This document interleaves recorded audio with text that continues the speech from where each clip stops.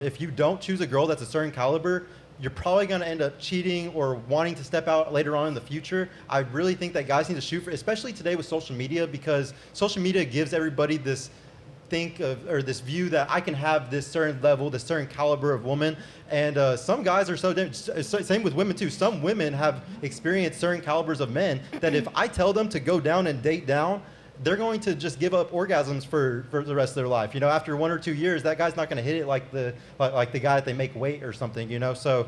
And it's the same for the guys. Like, I really think that you should kind of shoot up. The problem is guys don't know where to go today. The biggest issue today is guys have no outer game. They don't know where to go, when to go, why to go, how. That's the biggest issue in dating today. Every guy would be fine, and they could all have their own pretty girl that's actually a good wifey girl that will cook, clean, do all that stuff for them if they're that guy and they also go look in the right place. But most guys go on dating apps. They go to clubs, to the places where you're going to run into pretty girls that are also hoes because of where they're at. Like, and it's stupid. A lot of guys like sit there and play victim about all these girls are hoes. No, not all the girls are hoes. You don't know where to go. So and like you keep going to hoe avenues and then wondering why you end up fucking a hoe. Ludicrous out here. Yeah.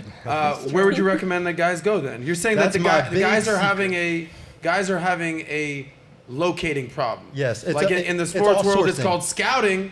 Oh. All right, so it's where should men be scouting? It's all sourcing, okay? And like, I don't tell anybody where to source because that's my one secret. That is the one thing that gets guys into my mentorship is because I know a spot, or I know multiple spots to go that nobody else talks about. I'm the only guy in the red pill space on the internet at all that even brings this shit up. It's actually crazy because there's a fuck girl tier list, okay? So like at the very top of the fuck girl tier list is like the models, the girls who make money off their Instagram. Say they have hundreds of thousands of followers, million followers. The girls that are legitimately making money off of their stuff. This is the top of the fuck girl tier list. This is S+ tier fuck girls, okay? Right under that, you would see like the OnlyFans, strippers, something like that. They're like an S tier fuck girl. Under that, like A tier, you go down to like strippers, okay? And then under that, we would say like the bartenders or the bottle girls are like B tier. There's a C tier where those girls all start out at usually. I'm not gonna tell y'all, but that's where, but those guys, what you wanna do is find those girls before they become fuck girls. You can get a girl that's beautiful and perfect, and you can find them in between the ages of 18 to 25 before they get ruined by life, but most guys just don't know where to fucking go. And the next thing you know, she ends up bottle girl and then OnlyFans girl or stripper or whatever, and the next thing you know, she's already a fuck girl.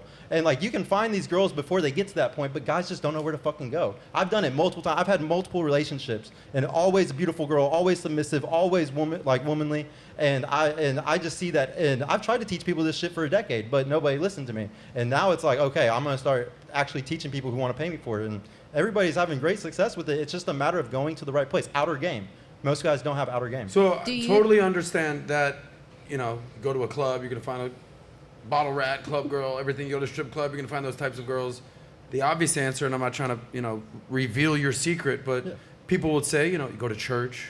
No, it's not. You go to Whole Foods. Yeah. Definitely not. You know, church, she's taking care of herself. You meet them at the gym. You meet them at the library. Yeah, it's definitely one of those. It's none of those. Meaning like, unless you places. like have a location nobody's ever heard of, it's something that you're basically saying is right under your nose. You're just not going. Oh, it is. It's absolutely. I gave y'all all such a huge clue. I literally said like the whole fuck girl tier list, and I said they start there. If y'all really think and sit there long enough and think about where these girls get their first job at, where they make value off of their beauty, think about it. If anybody wants to sit there and think about it in the chat, you know, really think about it. Y'all figure it out. And I've literally been doing this formula for over a decade of my life, and I've never had issues ever. Never had issues having a submissive or beautiful or anything type of woman. And don't get me wrong, I am 6 foot tall, but that's the only thing I ever had going for me. I was a gaming nerd most of my life. Like, I'm skinny. I just started going to the gym recently. Like, I've never had like certain characteristics that made it easy for me with women. I just went to the right place. So if you like that clip, click right here to watch another, or if you want to watch the entire Soscast, click right here.